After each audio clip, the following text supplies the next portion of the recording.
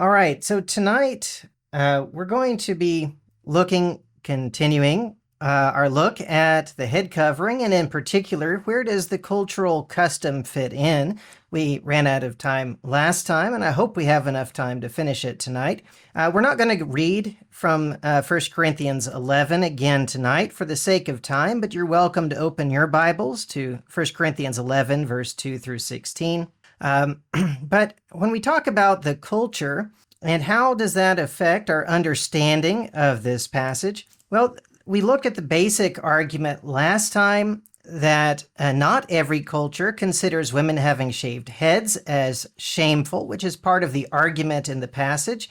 And so this was particular to the church in Corinth because they did consider that to be shameful as one of the arguments. The idea that the head covering is a symbol of authority only really works in societies that understand that head covering is a symbol of authority. And Paul told them to judge for themselves if it was proper for a woman to pray to God with her head uncovered. And that kind of argument does not work in every culture, since some would not understand at all why it's not proper.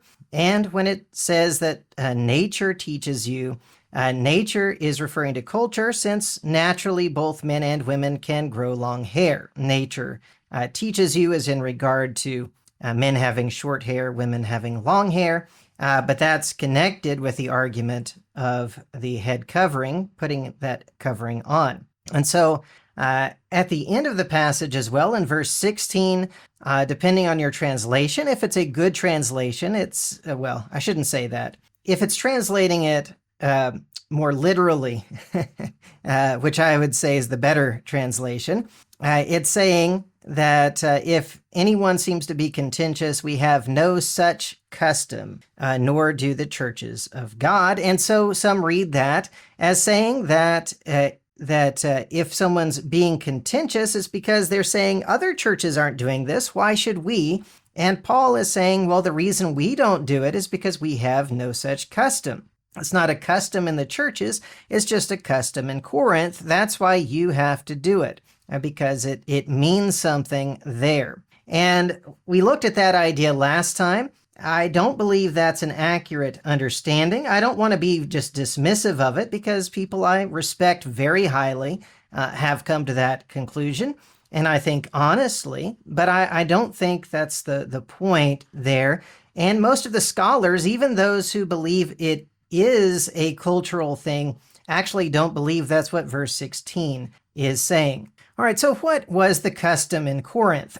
One of the things we want to just look at very briefly is the custom regarding the shaved head, because this is part of the argument. And so there are people who argue that it was a sign of a prostitute or an adulterous person. Gordon Fee is a scholar who is not a Christian.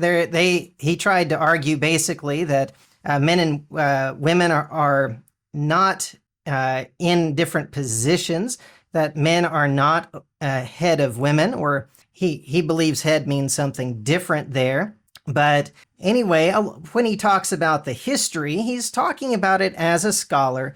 And he says here that the fact that a shaved head for a woman constituted shame is found in such diverse texts as Deuteronomy 21:12, although in this case it's probably also a sign of mourning. Aristotle talks about it. The mother of unworthy children should have her hair shorn. And Tacitus talks about where the husband of an adulterous wife drives her from the house shaved and naked.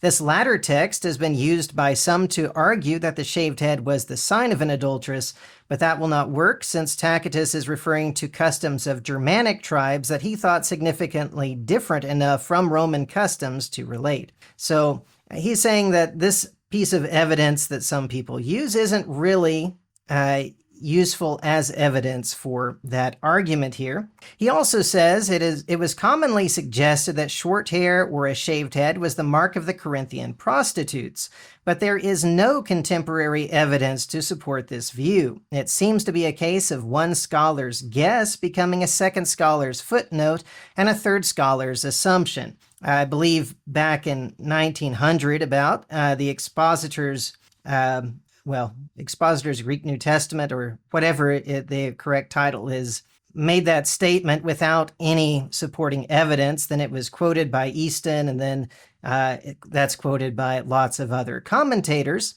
But there's no actual evidence that this was a mark of the Corinthian prostitutes there. So we don't know anything about short hair or shaved head being shameful specifically in the Greek or Roman culture around Corinth. We just know Paul says it's shameful. All right, what was the custom in Corinth for the covered head? So in Roman culture, and when we talk about Corinth, it was a Roman colony in the middle of Greece. So it's a little hard to know if they would have been following Roman culture or Greek culture, which are a little bit different, although similar. There was probably a mixture of both cultures within the city, but Roman culture regarding the head covering, they had this clothing that men wore a toga. So that's this picture on the left, the first picture there. You can see a sculpture of the Emperor Tiberius. That's from the 1st century. He's wearing a toga. And you can see all this loose cloth as part of the toga. And in the second picture, you can see Augustus, who was a little bit earlier, another emperor, and he has his head covered by the loose part of the toga that was normally just there around the neck, like you see with Tiberius. And this is believed to be a sculpture of him offering a sacrifice of some sort, but the arms are broken off, so you can't see that. But there is evidence in other ways that they were the men would cover their heads when they were sacrificing. The priests in the different pictures and sculptures usually had their heads covered, although maybe not in every case. But they would cover their heads with their toga like this. In the last picture on the right, you see a woman with her head covered. And so she would cover her head with a palla, or a hymation. And so that's the difference in Greek words and Roman words, and there were different words that all meant basically the same thing. It was a large square cloth they wrapped around themselves like a shawl, or they pulled up over their heads at different times. So you can still see part of her hair, but this would have been considered having her head covered in the Roman culture. And, some people will argue that when 1 Corinthians 11 says the head must be covered, it means the whole head, including the face, right? That means the face has to be covered as well. But that's not what was understood by at least the vast majority of the early writers on the subject, and it was not considered that way in the Roman or the Greek or the Jewish cultures. They talked about the heads being covered, but they covered it in this way. They didn't cover the faces. In Valerius Maximus, this was written about a Roman general that lived around 200 years before 1 Corinthians was written.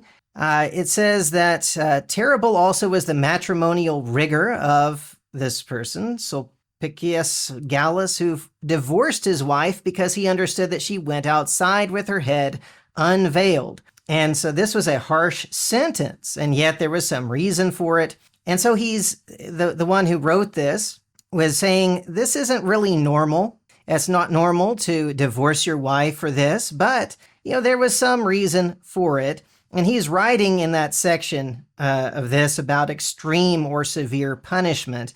That's what the whole section that this is in is about. And it doesn't necessarily indicate the culture that was present at the time Paul was writing, but this is often appealed to talk about the culture of having the head veiled. And in this case, it was because he felt that she was letting others see her beauty, which was only for her husband to see, which doesn't actually have anything to do with the reasons given in 1 Corinthians 11. Plutarch was a Greek philosopher and historian around the same time that 1 Corinthians was written.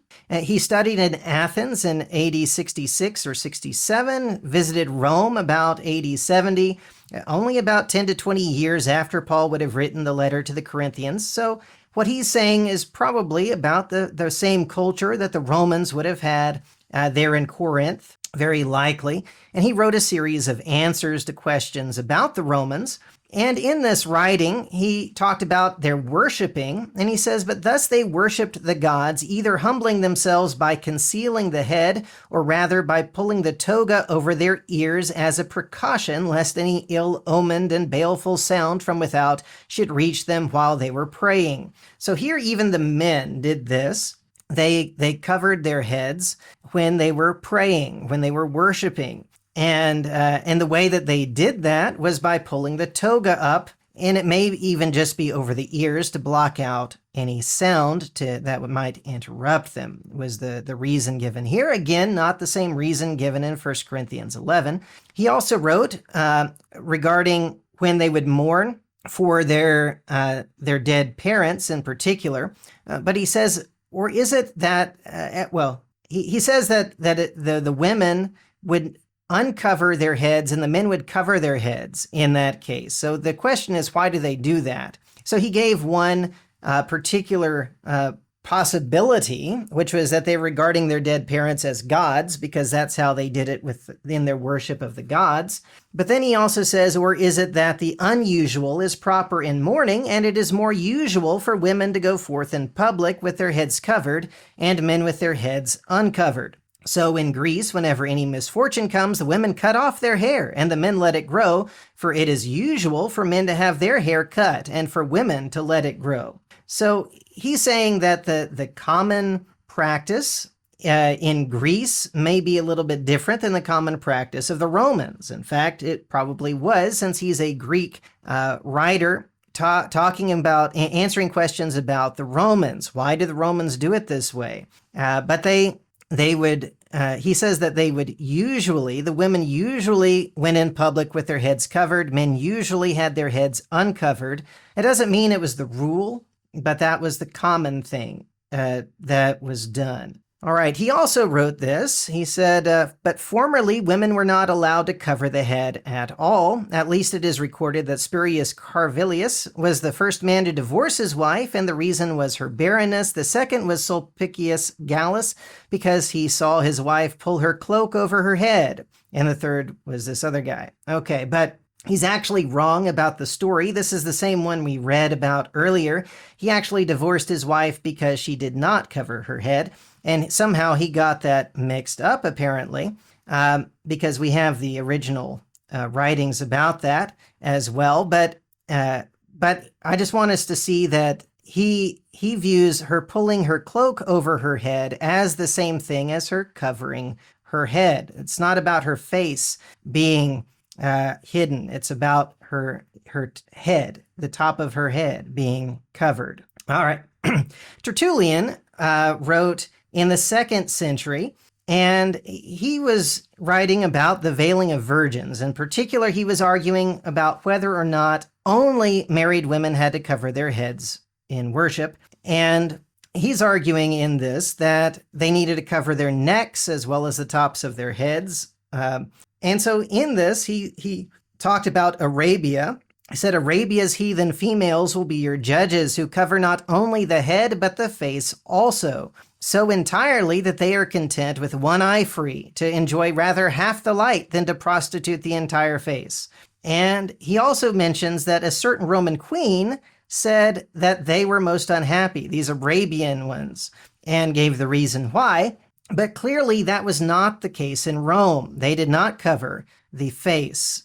They covered the head. And you can see that Tertullian saw a distinction between covering the head and covering the face, even though he preferred that the face be covered as well. But he also, at the end of this, he said that a sister had an angel come to her and basically say you have to cover the neck too. And he used that as evidence.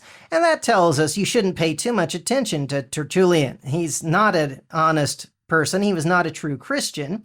But as far as this particular argument goes, I believe it does give us some indication of what was happening in the culture, what constituted a covering. And it, just as a side note, Arabia was not under Islam at the time. That came much later, but they were already covering the whole face. So that's not actually originating from Islam. It just continued as part of the custom.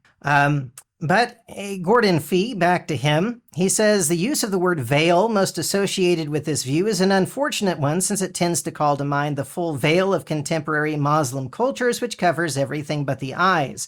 This is unknown in antiquity, at least from the evidence of paintings and sculpture.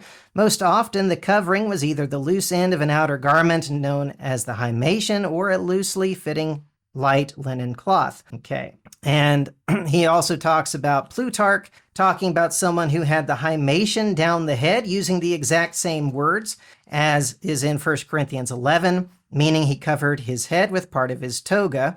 And so he says, almost certainly, therefore, Paul is referring to an external cloth covering when he talks about having the head covered. But he says that we don't really know what all the culture was. So the scholar is saying we don't really have evidence of men covering their heads, at least not in common, just everyday life, except out of the worship of pagan gods. In this work by a Jewish scholar, Abraham Milgram, Jewish Worship, he explained where the Jewish head covering came from. Most scholars today think it started around the 3rd century. It was not around at the time of 1 Corinthians being written. And he says, with the passage of time, the custom of covering the head during worship increasingly became mandatory. As the persecutions of the church increased, the Jewish aversion to everything Christian deepened.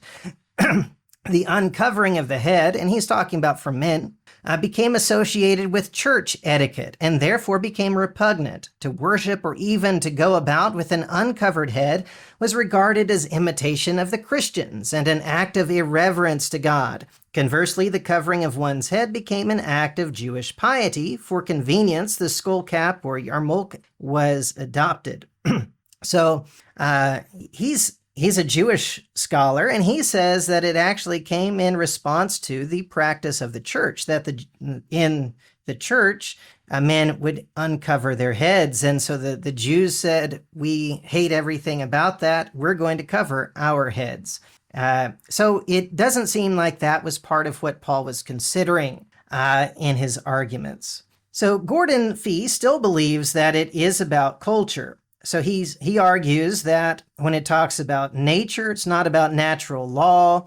It's rather a question of propriety and custom. It's an appeal to the way things are and just the nature of things, how things are in their contemporary culture. So that's how he views that. And he also says that it seems to be clear evidence that by nature, Paul meant the natural feelings of their contemporary culture. So even though he doesn't think that's what 1 Corinthians 11:16 is talking about, he says such practice is referring to that which the contentious are advocating and which this argument has been combating. He does believe Paul is telling them all the churches have the same practice. He still thinks that it is a cultural thing. And the reason is because he says that the very customary nature of the problem, which could be argued in this way in a basically monolithic cultural environment, makes it nearly impossible to transfer across the board to the multifaceted cultures in which the church finds itself today. So in other words, he's saying all the cultures had the same basic practice of women covering their heads in public and men not covering their heads in public. And that's why they all had the same practice in all the churches at that time. And so the argument is that if all the churches at the time existed within cultures that had the custom of women covering their heads in public, men uncovering their heads in public, then since it was the custom of the cultures, they should not violate it just because they're worshiping God. In other words, he's not saying this is the only time when praying and prophesying. He's saying that is apparently when they stopped doing it, even though it was normally part of their culture. And so, in fact, that would be the worst time to violate the culture, as it would bring shame or disgrace to their head, which is ultimately Christ and God. Okay, that's the basic idea. So, in summary, verse 16 doesn't mean this is a cultural custom, but the better argument, if you're going to try to make the argument, I think it's a better argument at least, is that it was a custom in all the churches of that time, which the custom was delivered by the apostles, but the reason for it was dependent on a recognition of the meaning of head coverings in their culture. This is similar to greet one another with a holy kiss. We understand that that's only done in cultures where the kiss is used as a greeting, and we adapt this for our culture wherever we are. So if the man or woman wearing a covering does not carry a meaning for us or the people around us in our culture that's indicated in these verses, it makes sense to adapt the practice to those things that have the same meaning for us. So that I think is a reasonable argument for it. I don't think it's accurate, though, and here's why. While some of the arguments are based on a common way of thought throughout the chapter, this doesn't mean that the teaching is based only on that. And the primary reason given is that man is the head of woman and Christ is the head of man. None of the cultural practices had that in mind. That's not why the Romans or the Greeks or the Jews did use the head covering. Almost always it was the idea of modesty. And the cultural concept of covering the hair for modesty, which is the main reason we see outside the Bible, it's not mentioned in the argumentation at all. I mean, even though the church fathers, so-called church fathers, the early commentators, almost all appeal to that being the reason for it, it's not there in the passage at all. And the created order is another reason given, which is outside of culture. And you can argue that that's given as the reason for headship, not the head covering. That's not how the passage is worded. He talks about he delivered these traditions to them, not that it was already with them. And he said, I want you to know about the headship, every man praying or prophesying. He doesn't say in a culture where it makes sense. He just says every man dishonors his head. Every woman who prays with her head uncovered dishonors her head. And he says a man ought not to cover his head since he is the image and glory of God. And the man is not from woman, but the woman from man. Man was not created for the woman, but woman for the man. For this reason, the woman ought to have a symbol of authority on her head because of the angels. Now, perhaps you have to understand what authority on her head means different, that's not the covering there. But in the context, it almost has to be, which is why it's almost always translated this way. And so you get to the end, and he says, if anyone seems to be contentious, we have no such custom, nor do the churches of God. They all had the same custom, but that custom is not the same. The reason for it is not the same as what is in the culture. And I think that's really important for us to understand when we're thinking about that argument, that this was just in a culture where people already understood this. None of them understood that that was the meaning behind the head covering. All right, that's the lesson for tonight. Thank you very much.